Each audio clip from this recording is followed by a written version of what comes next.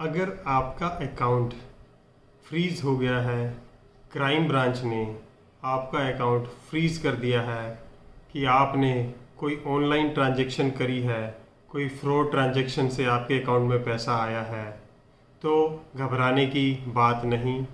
नमस्कार, मैं एडवोकेट सुशील कुमार मुंजाल। आज हम इस वीडियो में डिस्कस करेंगे कि अगर आपका अकाउंट क्राइम ब्रांच के द्वारा बैंक को ईमेल डालकर फ्रीज कर दिया गया है तो उसको कैसे एक्टिव कराएंगे। और हम इस वीडियो में ये भी जानेंगे कि क्या इस केस में पुलिस आपको अरेस्ट कर सकती है या नहीं कर सकती। और अगर आप किसी ऑनलाइन गेमिंग में इन्वॉल्व हैं, ऑनलाइन ट्रेडिंग में इन्वॉल्व हैं या कुछ सेल में इन्वॉल्व हैं, तो आप कौन सा एक अकाउंट रखें अपने पास जिससे कि आपको इन फ्यूचर प्रॉब्लम नहीं आएगी। तो आइए स्टार्ट करते हैं आज की वीडियो। तो सबसे पहले तो एक इशू ये आता है कि अगर आपका अकाउंट फ्रीज हो गया है तो क्या पुलिस आपको अरेस्ट कर सकती है या नहीं कर सकती। क्योंकि जब भी आपका अकाउंट फ्रीज होता है और आपको ये पता लगता है कि कोई इसमें फ्रॉड ट्रांजैक्शन हुई है और क्राइम ब्रांच ने आपका अकाउंट सीज कर दिया है, तो सबसे पहले आपके मन में ये आता है कि क्या पुलिस आपको अरेस्ट करेगी या नहीं करेगी। देखो, ये बात मैं क्लियर कर दूं कि इसमें लेयर वाइज अकाउंट होता है कि आपका अगर account third layer, fourth layer, fifth layer, मतलब थर्ड के बाद किसी भी लेयर में है तो आप अरेस्ट नहीं होंगे। और वो फर्स्ट लेयर, सेकंड लेयर का अकाउंट होता है और वो फ्रीज होता है क्योंकि वो डायरेक्ट इन्वॉल्व होता है फ्रॉड ट्रांजैक्शन में, साइबर क्राइम में, तो उनके अरेस्ट होने के ज़्यादा चांसेस होते हैं। और जिनका account third layer, fourth layer, fifth layer में होता है तो वो अरेस्ट होने के चांसेस नहीं होते हैं। और इस केस में ये भी देखा गया है, अगर आप कोई साइबर ठगी में आपका अकाउंट सीज करते हैं तो पुलिस डायरेक्ट आपके घर पर आती है, ना कि आपको अकाउंट सीज करके वहाँ बुलाया जाता है। क्योंकि मोस्टली केसेस में ये देखा गया है कि अगर आपका अकाउंट दिल्ली में है तो आपको मुंबई से, गुजरात से, और भी किसी स्टेट से जो कंप्लेंट होती है तो वहाँ से आपको कांटेक्ट करके अकाउंट खुलवाना पड़ता है। बट इसमें ये बात क्लियर है कि अगर आपका अकाउंट जो है third layer, fourth layer, fifth layer, किसी भी लेयर में अगर सीज होता है तो घबराने की बात नहीं। आप जाकर पुलिस ऑफिसर से मिलकर आप अपना अकाउंट अनफ्रीज करा सकते हैं। तो वो हम प्रोसीजर आइए अब डिस्कस करते हैं कि आपको अपने अकाउंट को कैसे अनफ्रीज कराना है। अब अनफ्रीज कराने के लिए आपको अपने अकाउंट में पहले तो आपको पता होना चाहिए कि आपका अकाउंट किस ऑफिसर ने किसकी कंप्लेंट पर फ्रीज किया है। और ये इन्फॉर्मेशन जो है आपको बैंक ही प्रोवाइड कराता है जहाँ पे आपका अकाउंट होता है। जैसे ही अगर बैंक आपको इन्फॉर्मेशन देता है कि आपका अकाउंट फ्रीज कर दिया गया है तो वैसे ही आप बैंक को रिप्लाई करके या फिर फिजिकली जाके आप पूछ सकते हैं कि किसकी इंस्ट्रक्शन पे उन्होंने आपका अकाउंट जो है फ्रीज किया है। तो बैंक की जिम्मेवारी है आपको जो एक्नॉलेजमेंट नंबर होता है जिस कंप्लेंट पे आपका अकाउंट फ्रीज किया गया वो सारी इन्फॉर्मेशन देता है। वो इवन ऑफिसर की डिटेल भी देता है, ऑफिसर का नंबर भी देता है। कुछ केसेस में ये भी देखा गया है कि वो ऑफिसर का नंबर बैंक नहीं प्रोवाइड कराता, पुलिस स्टेशन का नाम और ऑफिसर नेम प्रोवाइड करा देता है। तो उस केस में आप गूगल से पुलिस स्टेशन का नंबर निकाल के पुलिस स्टेशन में कांटेक्ट कर सकते हैं। अपना एक्नॉलेजमेंट नंबर बताएं कि ये नंबर है और मेरा अकाउंट ये सीज किया गया है, तो इसको अनफ्रीज करने की रिक्वेस्ट करें।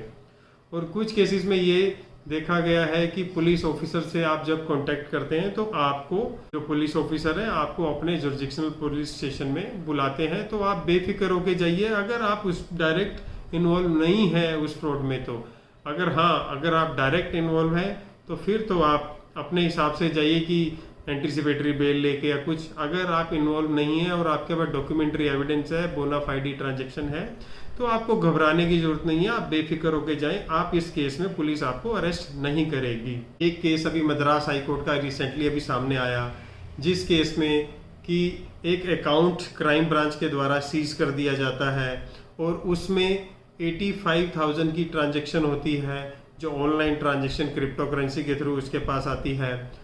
और उस अकाउंट में और भी पैसा होता है अदर देन उस ट्रांजैक्शन के, काफ़ी ज़्यादा पैसा होता है। तो वो मद्रास हाई कोर्ट में पिटीशन फाइल करते हैं और कोर्ट में रिक्वेस्ट करते हैं कि जो मेरा अकाउंट है और भी ट्रांजैक्शन इससे होती है, मेरी सैलरी आती है और मेरी जो भी EMIs आती हैं, तो इस अकाउंट को अनफ्रीज कर दिया जाए। तो कोर्ट सारे केस को डिस्कस करता है, देखता है, सारे फैक्ट्स को देखता है और उसमें ये निष्कर्ष निकलता है कि ये जो बोनाफाइड ट्रांजैक्शन है इसमें इसकी कोई गलती नहीं है, इसे तो क्रिप्टो करेंसी में इन्वॉल्व था, इसने बेची और इसको पैसा आ गया। तो कोर्ट इसमें एक डायरेक्शन देता है कि जो 85,000 की ट्रांजैक्शन है उसको होल्ड कर देते हैं और बैंक को डायरेक्ट करती है कि इस 85,000 की आप FD बना दो, जिससे कि कंप्लेनेंट जो है, जिससे कि ये जो जिसने केस फाइल किया है वो इसको विड्रॉ ना कर सके और बाकी अकाउंट को अनफ्रीज कर दिया जाए। जैसे अकाउंट पहले चल रहा था वैसे ही चलता रहेगा। तो अब इस केस में ये भी बात सामने आई कि अगर आप बोनाफाइडी हैं तो फिर भी उस अमाउंट को कोर्ट ने फ्रीज कर दिया, उस अमाउंट को होल्ड कर दिया। और जबकि क्राइम ब्रांच वाले क्या करते हैं, साइबर सेल वाले क्या करते हैं कि आपके पूरे के पूरे अकाउंट को ही फ्रीज कर देते हैं। भले ही 10,000 रुपये की ट्रांजैक्शन फ्रॉड आई हो, वो चाहे 50,000 है चाहे 1 लाख है, पूरा का पूरा अकाउंट ही फ्रीज कर देते हैं। और ये अकाउंट आपका कोर्ट में जाके ही ओपन होता है अगर आपको पार्शियली ओपन कराना है, नहीं तो आप ऑफिसर से रिक्वेस्ट करके बोनाफाइडी अपनी ट्रांजैक्शन दिखा के भी रिक्वेस्ट कर सकते हैं, वो पूरा अकाउंट ही आपका खोल देते हैं। और एक बात और निकल के आती है कि इस केस में मैंने पहले भी डिस्कस किया था कि लेयर वाली बात, कि फर्स्ट लेयर पे है, सेकंड लेयर पे है, थर्ड लेयर पे है, तो वो आपको जो ट्रांजैक्शन देख के पता लग जाता है, बैंक भी आपको बता देता है और ऑफिसर भी आपका बता देता है कि आपने डायरेक्ट इन्वॉल्व हैं या फिर इनडायरेक्टली इन्वॉल्व हैं। और इवन आपको भी पता होता है कि अगर आपने फ्रॉड किया है तो आप डायरेक्ट इन्वॉल्व हैं, फर्स्ट लेयर सेकंड लेयर में आते हैं।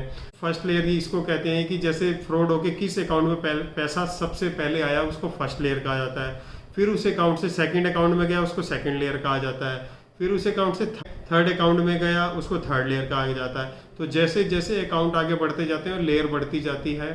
फर्स्ट लेयर सीज हो गया, सेकंड लेयर सीज हो गया, थर्ड लेयर सीज हो गया, तो आगे 5th 6th 7th 10th layer तक हमने ये देखा है कि अकाउंट को सीज कर दिया जाता है।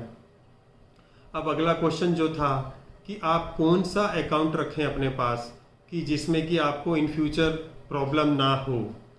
देखिए, अगर आप ऑनलाइन एक्टिविटी करते हैं, ऑनलाइन गेम करते हैं, ऑनलाइन ट्रेडिंग से पैसा कमाते हैं, तो आप एक अकाउंट अपना ऐसा रखिए कि जिसमें कोई भी EMI ना जाती हो, कोई भी सैलरी ना आती हो और उसमें पैसा हमेशा कम रखें। जैसे ही पैसा आए तो आप उसको कैश विड्रॉल कर लें, ना कि आपके अकाउंट में पैसा रहेगा और ना फिर वो सीज होने का डर रहेगा। और कुछ एक क्वेश्चन ये मेरे सामने ये भी आया, किसी ने मेरे से पूछा कि अगर आपका अकाउंट सीज हो जाता है, उसको एक्टिव ना कराएं तो क्या होगा। देखिए, अगर आपका अकाउंट सीज हो जाता है और उसमें ज़्यादा पैसे नहीं हैं, क्योंकि मोस्टली केसेस में देखा गया है कि 2-3 स्टेट से कंप्लेंट आती है एक साथ, तो आपका अकाउंट सीज हो जाता है। तो आप 2-3 स्टेट में उसको एक्टिव कराने जाएंगे तो इतना तो एक्सपेंसिव हो जाएगा। सपोज आपके अकाउंट में 5,000 रुपये पड़े हैं, चाहे 10,000 रुपये पड़े हैं, चाहे 4,000 रुपये पड़े हैं, तो आप उसको ऐसे ही छोड़ सकते हैं। क्योंकि कुछ केसेस मेरे सामने ऐसे भी है जो 5-5 साल पहले भी अकाउंट फ्रीज हुए थे जिसमें अमाउंट नहीं था और लोगों ने बॉदर नहीं किया, लोग परेशान नहीं हुए, नहीं गए खुलवाने, तो उनके ऊपर आज तक कोई कार्रवाई नहीं हुई है। ये मेरा पर्सनल एक्सपीरियंस है। तो वो अकाउंट ऐसे कैसे फ्रीज पड़े हैं, उन्होंने नया अकाउंट खुलवा के अपना काम करना शुरू कर दिया। तो आप भी ऐसे कर सकते हैं। अगर आपको कोई परेशानी नहीं है तो उस अकाउंट को ऐसे ही छोड़ सकते हैं, जिससे कि आपको कोई परेशानी नहीं होगी। और जो नेक्स्ट टॉपिक है कि पुलिस वाला, वो मैंने आपको पहले ही क्लियर कर दिया कि इसमें घबराने की जरूरत नहीं है कि पुलिस इसमें आपके घर पर नहीं आएगी। क्योंकि कुछ केसेस में ये देखा गया है कि सेक्शन 91 IPC में जो पुलिस ऑफिसर है नोटिस इशू करता है अकाउंट को सीज कराने के लिए, तो उस केस में भी आपको सेक्शन 41 CRPC का जो है उसमें नोटिस देके आपको बुलाया जाता है, पुलिस स्टेशन बुलाया जाता है। और उस सेक्शन 41 का जो नोटिस है CRPC का, उसके अगेंस्ट आप, अगर आपको लगता है कि आप डायरेक्ट इन्वॉल्व हैं, तो आप एंटीसिपेटरी बेल लेके पुलिस स्टेशन में जा सकते हैं, अगर आप डायरेक्ट इन्वॉल्व हैं तो। अगर आप इन्वॉल्व नहीं है तो आपको घबराने की बात नहीं है, आप पुलिस स्टेशन जाएं, विजिट करें, कोई परेशानी नहीं होगी। अगर आपको ये वीडियो अच्छी लगे तो please like and share the video and subscribe my channel. Thanks for watching.